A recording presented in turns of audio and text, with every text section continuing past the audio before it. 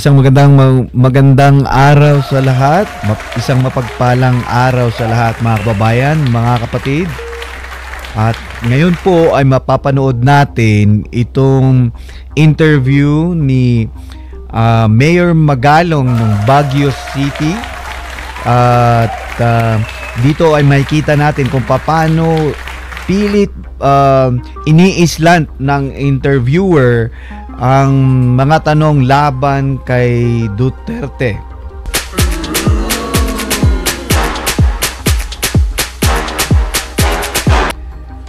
At bibigyan natin sila ng certification ngayong araw kung sila ba ay maka-BBM o maka-Duterte.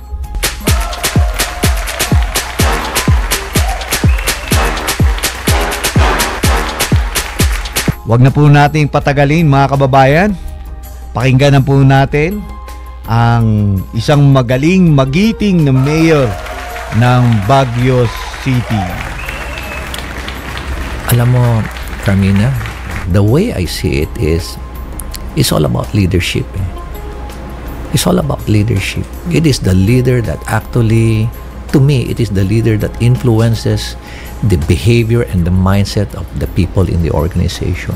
Amen. So when Correct. it was Duterte at the helm, and when he emboldened the police officers, and when all these abuses on human rights happened, do you attribute that to Duterte?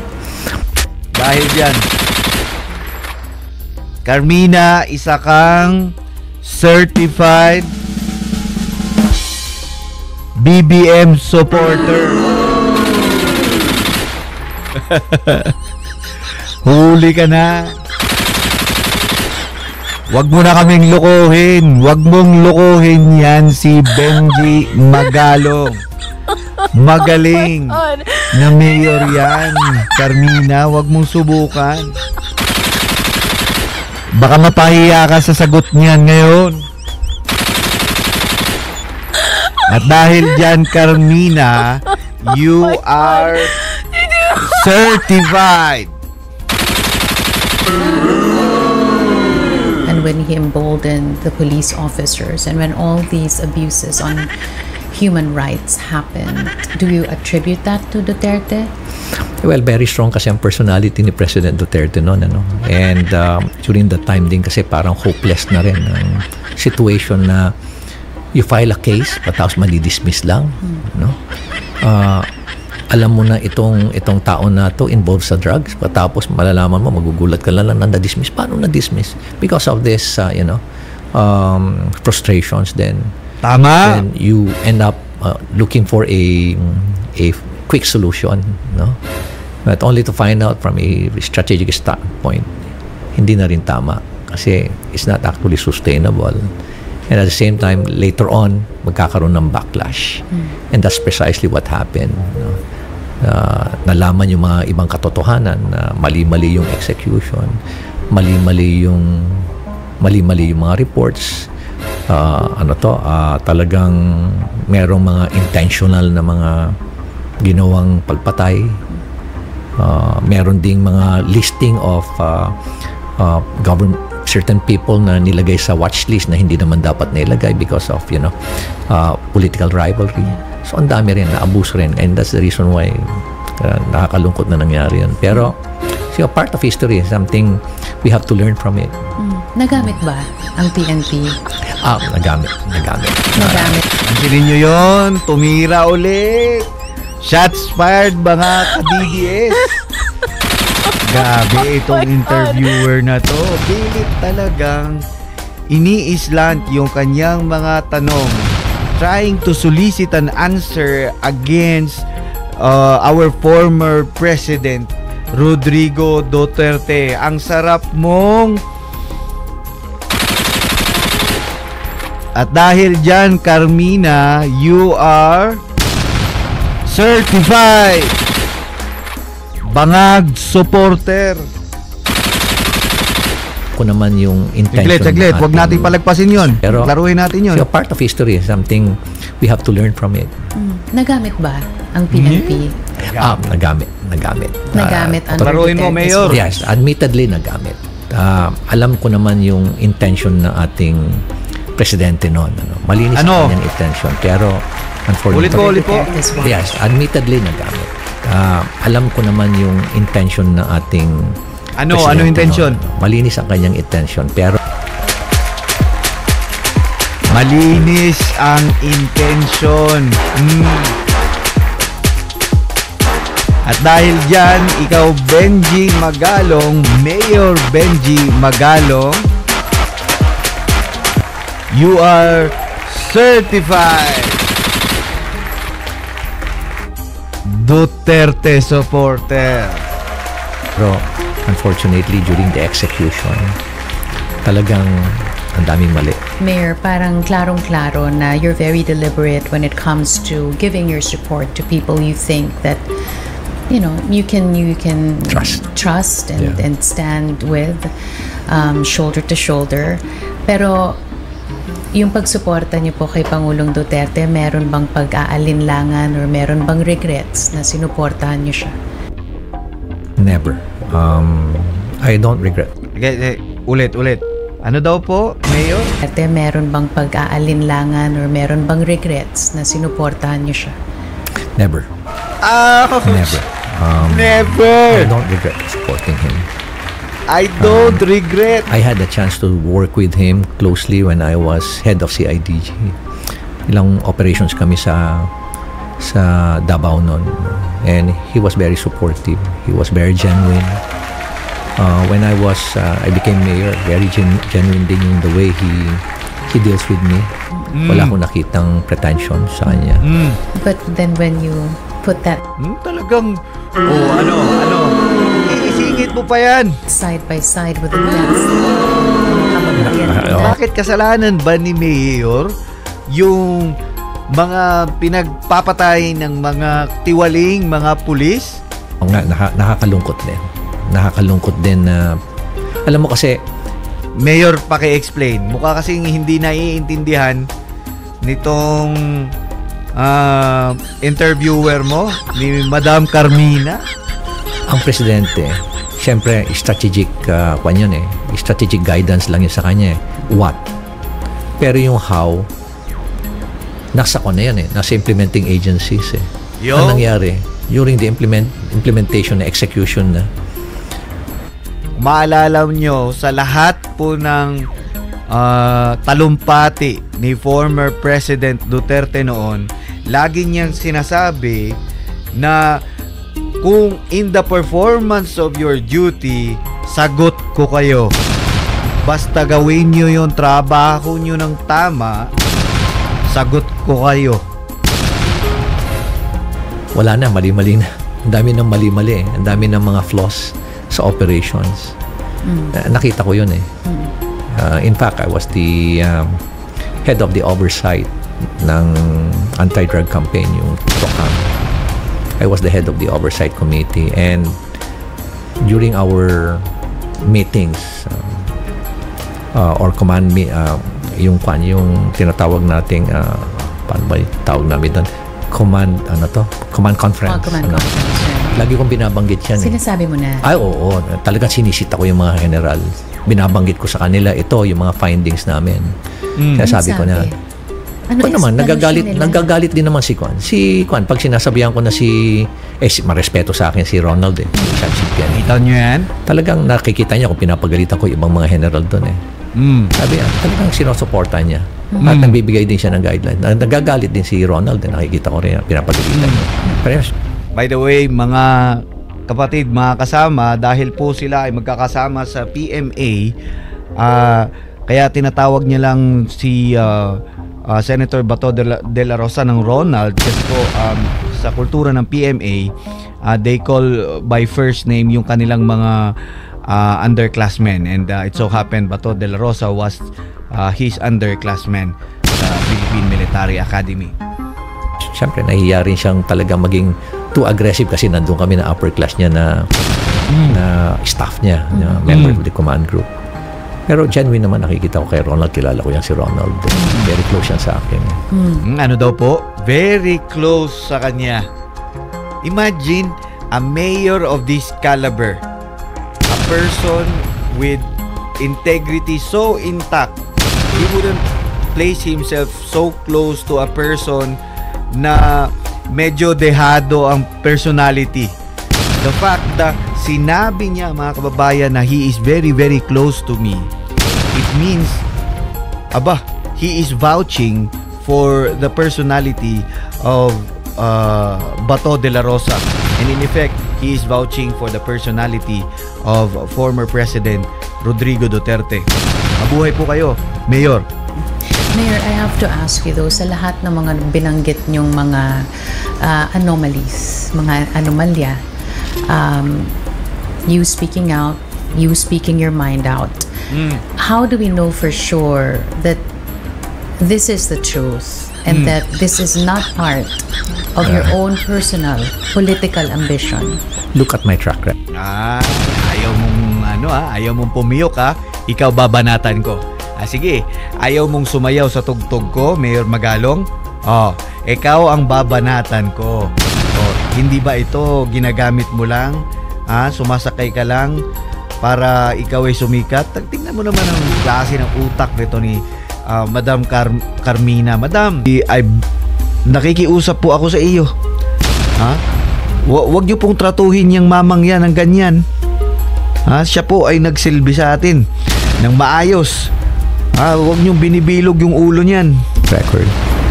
Look at my track record.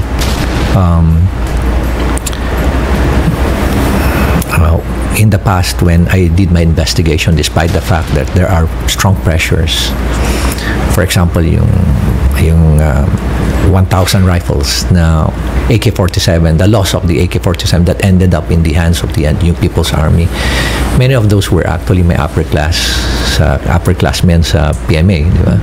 Generals and full colonels, but still I filed cases against them. Some of them were even dismissed. Masakit man sa akin, pero I have to really do my job and at the same time seek out the truth. Same thing with yung nangyari sa Bucor. I have to speak and tell the truth. Noong 2005, bago po natin ituloy, mga kababayan, kung makikita nyo dito sa ating video, on the upper right corner, makikita nyo ang mga pangalan ng mga senatoriables na sinusuportahan ni Pangulong Duterte. Huwag po nating kalimutan na suportahan diretso ang lahat ng senatoriable na nasa ilalim or align kay former President Rudy Duterte. 10 po yan sila. Kaya tingnan at basahin ang mga pangalan ng mga taong yan on the upper right corner. Maraming salamat po, mga kababayan. I was really very popular because I led the assaults Bikutan Siege. But then there was a time that I have to choose between my career and doing something good for my country. Imagine. And because we were facing then a very questionable na administration. Yes. So I joined a rebellion. And I gave up. I have a very good career then. Pero I gave up that career and I was jailed. Diba? This is during the time of former President Gloria Macapagal Arroyo. 2006, we were jailed. Sir, fighting for what is right. Wala nang ganung pulis ngayon.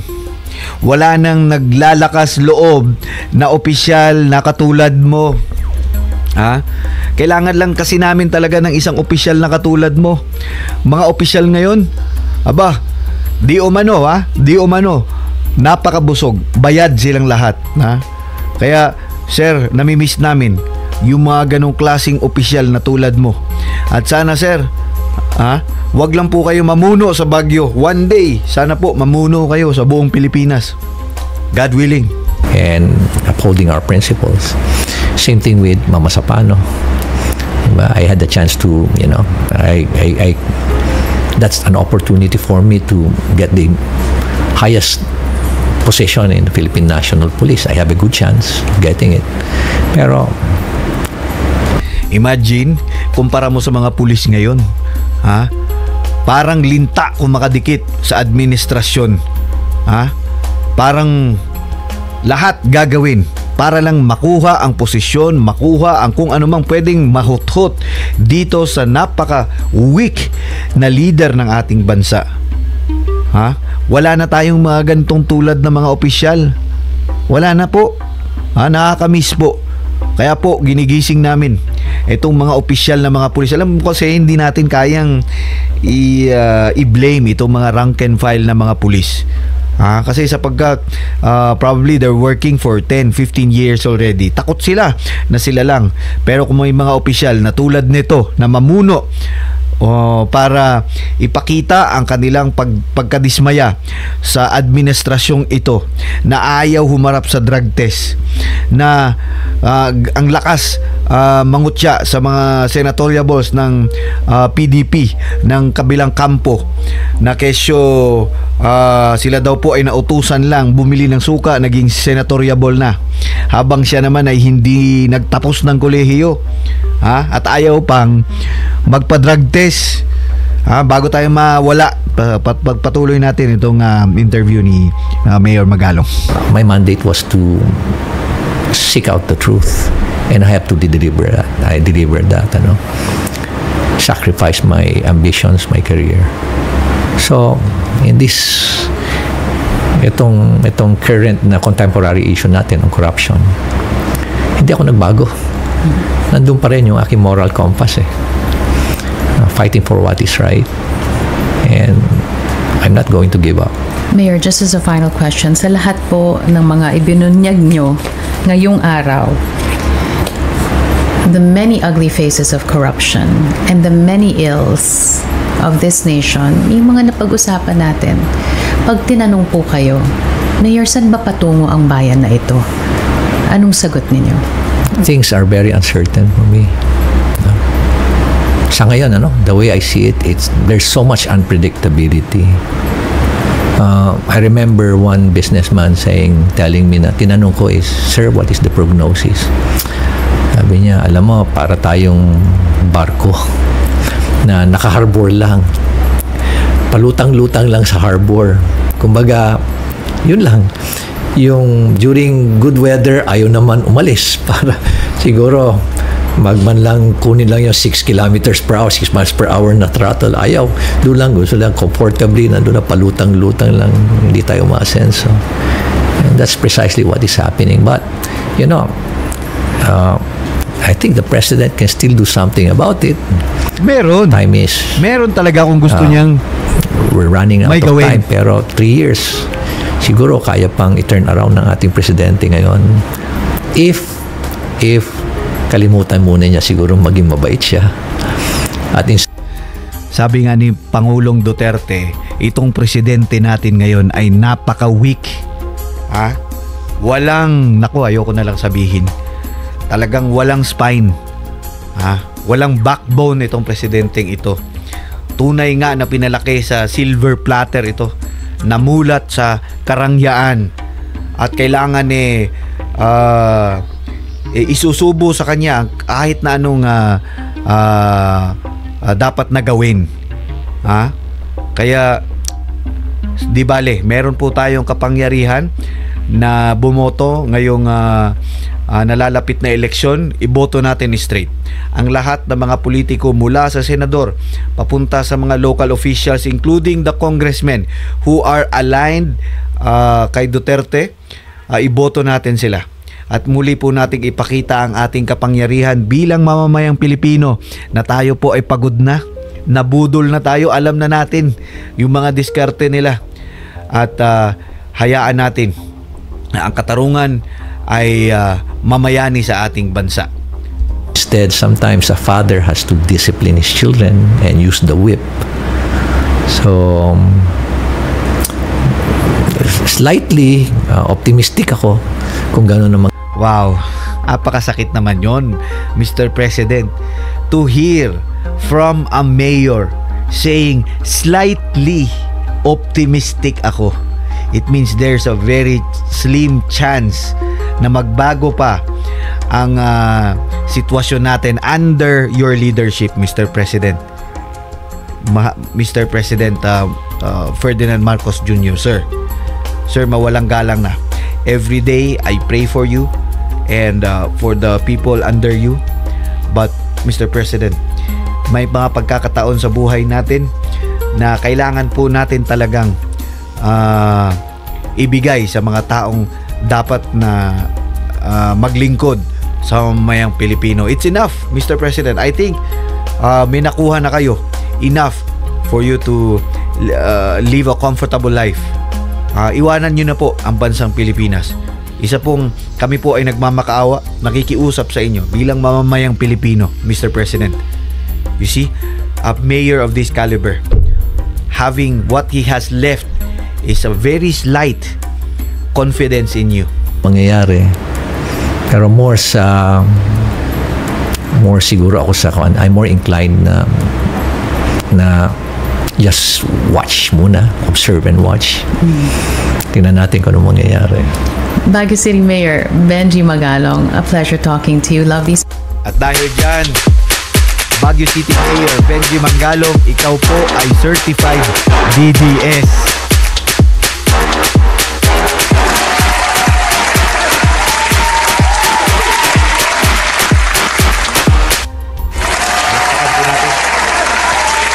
Mayor Magalong, sir. I'm so proud of you, sir. Muli, mga kababayan, kayo po na nakikinig at nanonood ng Maisog TV Online. Gusto ko po i-realign tayo ulit na tanging ang Diyos lang ang may kakayanan upang baguhin ang ating bansa. Tayo po ay dumulog sa Kanya sa araw-araw. Huwag po tayong sumali sa diskusyon ng politika para makipag-away, no. Sumasali po tayo upang ilahad ang anumang katotohanan at ilahad ang mga kadilimang na bumabalot sa pangyayari na nangyayari sa ating bansa. Kaya po lagi nating itaas ang ating panalangin sa Panginoon, believing that God answers prayer. And He always does, mga kapatid, in accordance to His will. God bless you po. Maraming salamat sa pakikinig sa Maisog TV. I hope that you will support our channel through subscribing and liking and probably comment po kung ano pong pwede nating maidagdag sa ating video. Again, this is Maisog TV Online. God bless you po, mga kapatid.